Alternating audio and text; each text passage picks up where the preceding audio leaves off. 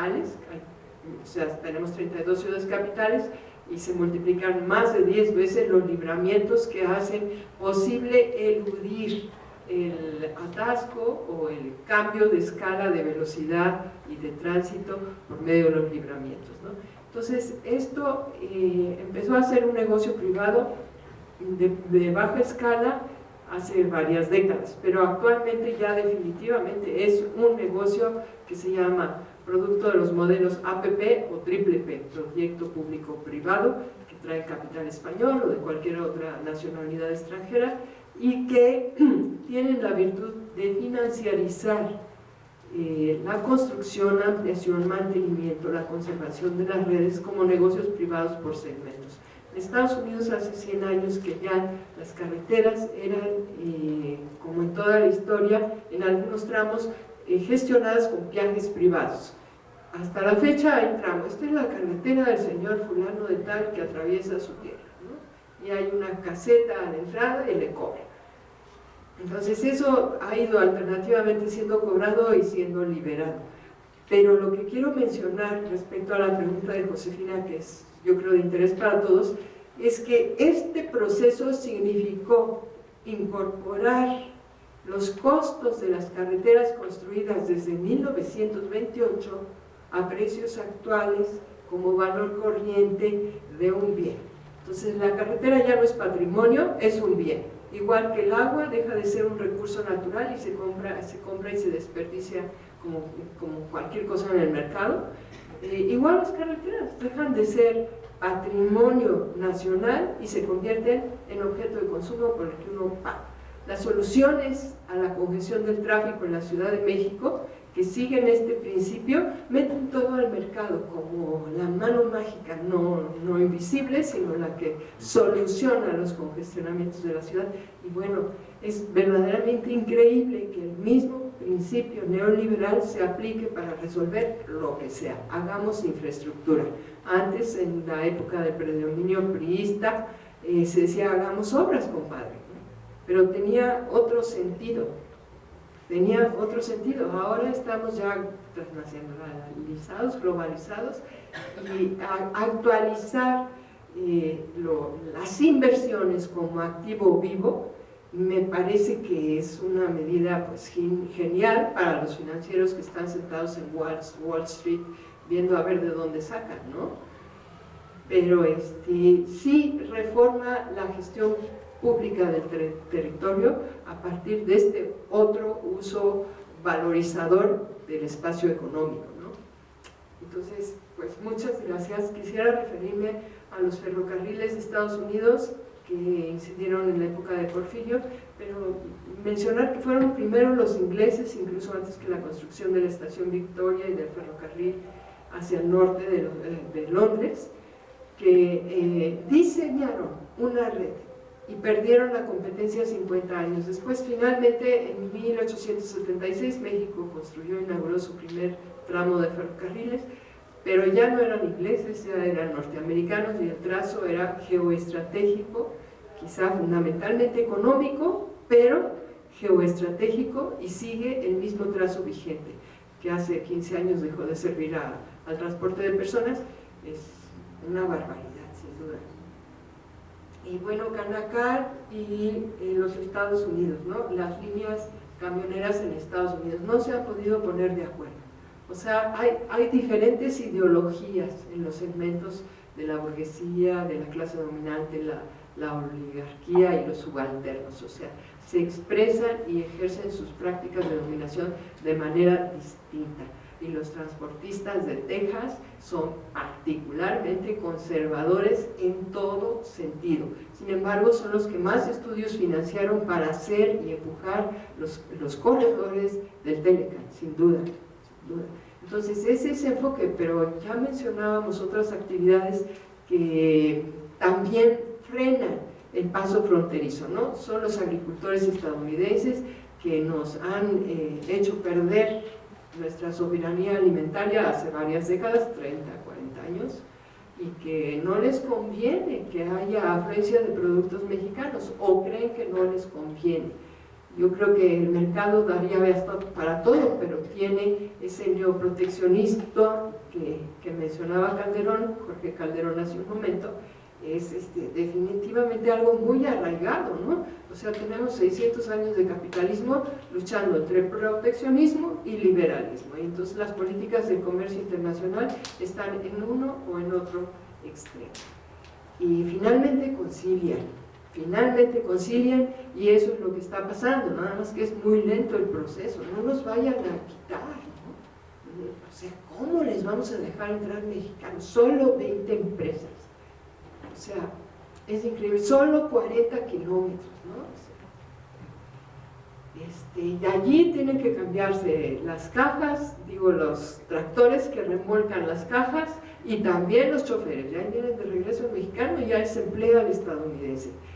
Pero aún así, ya Long Beach despidió, no sé qué barbaridad, de muchísimo más de la mitad de sus empleados, que son ahora contratados a la 10ª parte del salario en Lázaro Cárdenas para mover una parte de la carga de Asia-Pacífico que llegaba a esa costa californiana y que ahora llega simplemente a Lázaro Cárdenas y de allí se interna justamente por Texas y California.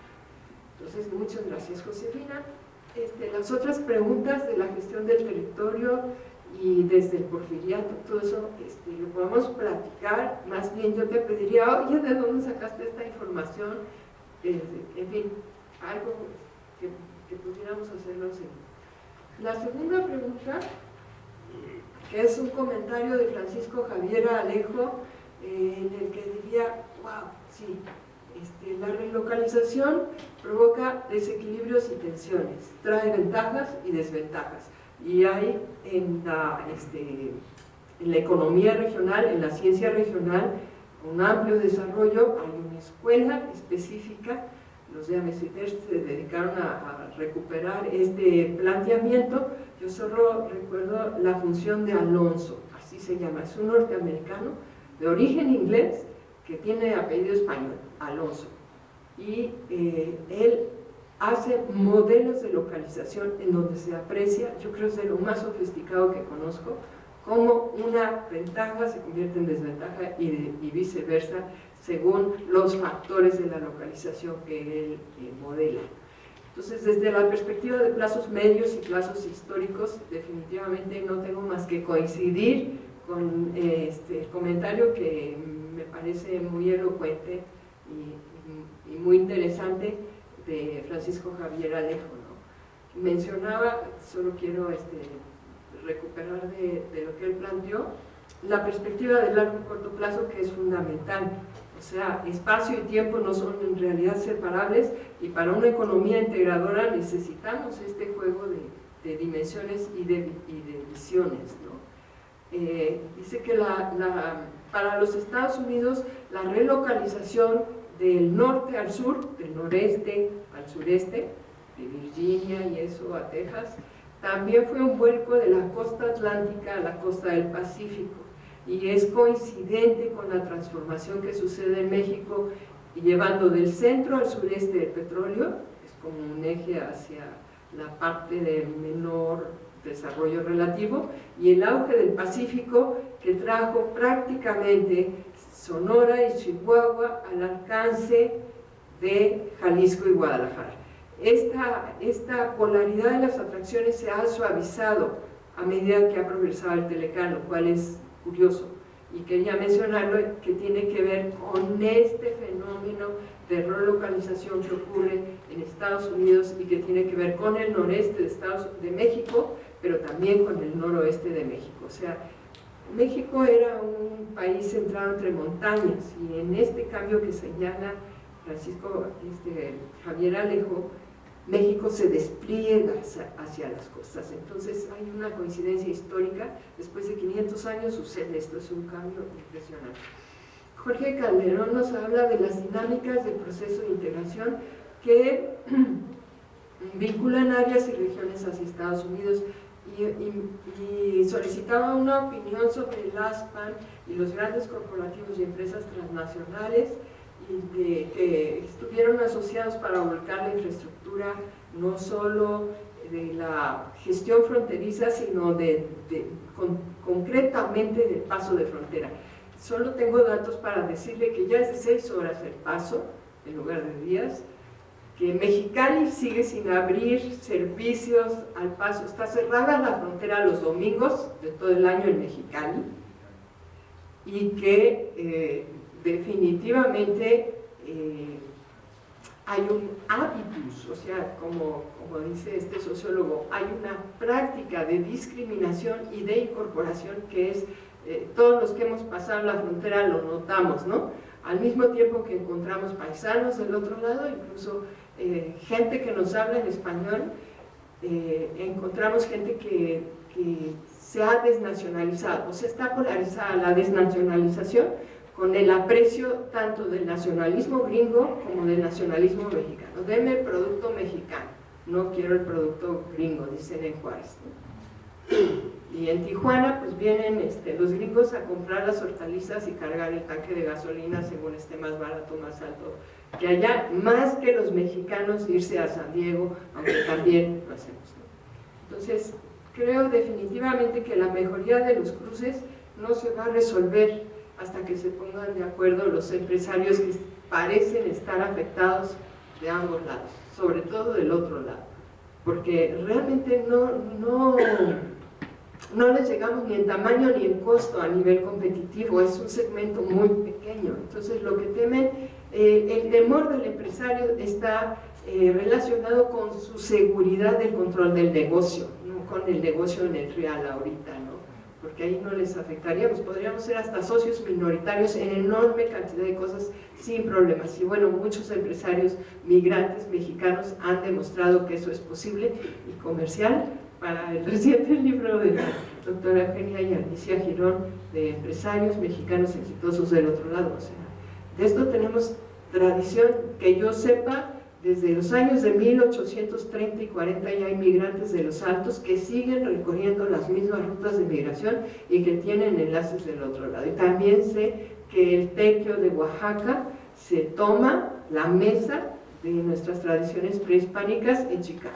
Entonces, hay como un espacio sin frontera aparte de estos bloqueos al paso.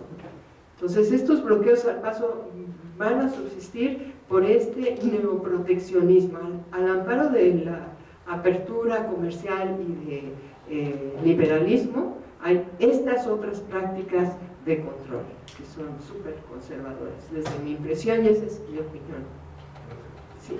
En cuanto a José Antonio Romero y los aeropuertos, pues, creo que él podría ofrecernos, con este conocimiento que tiene, efectivamente, de qué es lo que está pasando, ¿no?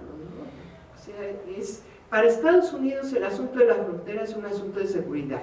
Para nosotros sí, efectivamente, fue comprado, entendido como un asunto de expansión comercial. Vamos al mercado del otro lado, aunque nuestros productos sean catalogados como los productos étnicos.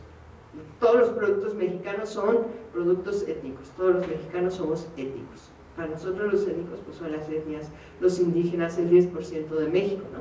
Allá todos somos indígenas. Entonces es otra manera de percibirnos que nosotros, pues, ¿de qué hablan, no? No comprendemos y no compartimos, ¿verdad? Además de que evidentemente no nos beneficia. Muchas gracias.